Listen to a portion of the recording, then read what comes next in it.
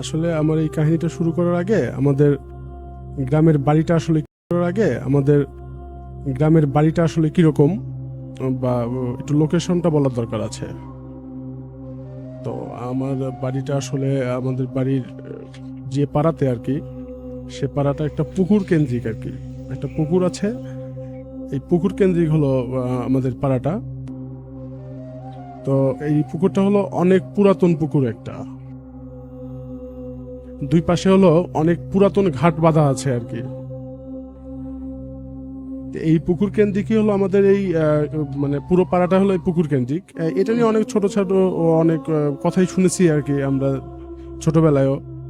তো আমি যখন ইন্টারমিডিয়েট পাশ করলাম আর কি, তো তখন রাত্রে আমি মোটামুটি 1:30টার দিকে আমাদের বন্ধুদের সাথে আড্ডা দিয়ে, আমাদের বাড়ি থেকে মোটামুটি 10 মিনিটের দূরত্ব একটা রাস্তা আছে, ওখানে আমরা বেশ কয়েকজন মিলে আর কি আড্ডা টাড্ডা দিলাম।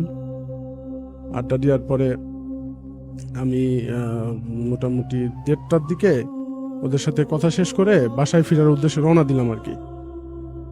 এই মুহূর্তে হলো আমাদের ওই পুকুরের পাড় দিয়ে আসতে হবে আমাকে আমি একাই ছিলাম। তো আসতেছি, এর মধ্যে একটা ঘাট আছে আর কি এই পাশেই।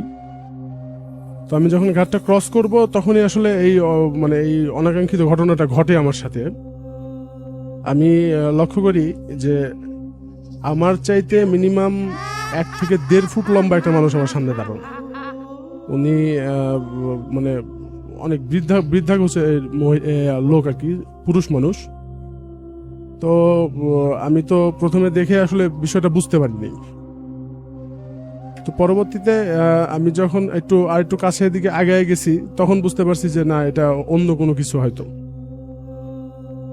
তারপরে আমি ভিডিও ভালো লাগলে লাইক, কমেন্ট, শেয়ার এবং এই চ্যানেলটা সাবস্ক্রাইব করেন। আপনারা সাবস্ক্রাইব করলে আমরা ভিডিও করতে আগ্রহী হই। মানে আমি হলো রাস্তার বাম পাশ দিয়ে যাচ্ছিলাম, উনি হলো ডান পাশে দাঁড়িয়ে আছে। কিন্তু মানে আমি চেষ্টা করতেছিলাম যে আমি এখান থেকে দৌড়ে একটু তাড়াতাড়ি চলে যাই আর কি। কিন্তু আমি কোনোভাবে যেতে পারতেছিলাম না, আমি দৌড়াইতে পারতেছি না, আমার পাটা সব লক হয়ে গেছে। মনে হচ্ছে যে আমি হাঁটতে পারতেছি, কিন্তু দৌড়ানোর জন্য পাটা যেভাবে তোলা দরকার আমি এভাবে তুলতে পারতেছি না।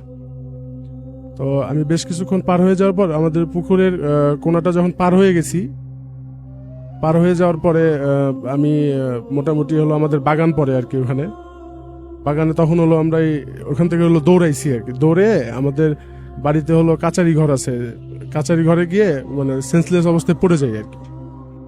পড়ে যাওয়ার পরে কিছুক্ষণ পরে হয়তো আমি জায়গা পেয়ে আমি বাসায় গিয়ে ভয়ে আসলে কিছু বলি নাই, কারণ আমি রাত বিরাতে একটু ঘোরাফেরা করতাম। তো যে আমি যদি বলি আসলে আমাকে ওইভাবে বাসা থেকে বের হতে দেবে না। তো তার 1-2 দিন পরে আমি আমার আম্মাকে বললাম যে এই ধরনের একটা ঘটনা ঘটছে। তা আম্মা বলছে, তুমি এই জন্য কি তোমার কোনো সমস্যা হচ্ছে কিনা? তা আমি বললাম যে না, আমার ওরকম কোনো সমস্যা হচ্ছে না, তবে আমি এই জিনিসটা দেখছি। তখন আমার আম্মার মুখ থেকে শুনলাম আসলে এই জিনিসটা অনেকেই দেখছে এর আগে, বা অনেকের সামনেই পড়ছে এই জিনিসটা। এটা ছিল আমার প্রথম ঘটনা। এইরকম নিত্য নতুন ভিডিও পেতে আমার এই পেজটা ফলো করেন আর ইউটিউব থেকে দেখলে সাবস্ক্রাইব করেন, তাহলে আমরা ভিডিও করতে আগ্রহী হই।